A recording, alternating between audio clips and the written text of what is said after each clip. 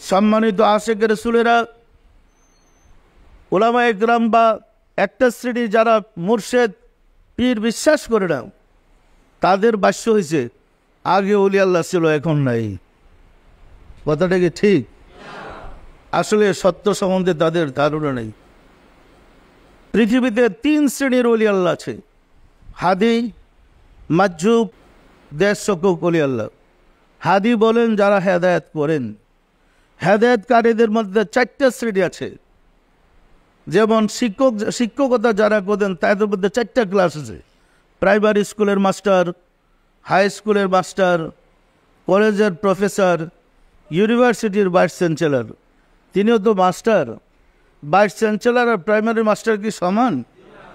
সম্মানিত আশেকের রাসূলেরা, আল্লাহ প্রাপ্তির পথে মানুষকে আল্লাহর সাথে যোগাযোগ করে দেওয়ার জন্য যারা রাত্রদিন পরিশ্রম করতেছেন, 4 প্রকার শিক্ষক তাদের মধ্যে আছে।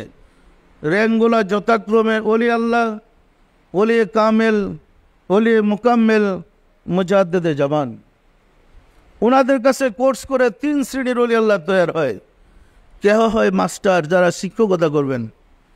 কেহ হয় মাজুব, যে আল্লাহর ইশকে পাগল বা দেওয়ানা হয়ে যায়। সামাজিক কোনো জ্ঞান তার থাকে না, সে আল্লাহর পাগল হয়ে যায়, সংসারে থাকে না।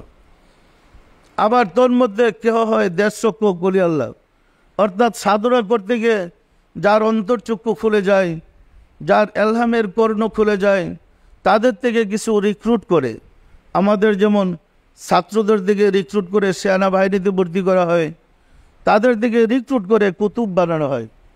দেশসকক ওলিদের মধ্যে 40টা র্যাঙ্ক আছে। সবার ঊর্ধ্বের যে র্যাঙ্ক, সারা বিশ্বে একজন কুতুবুল আফতাব।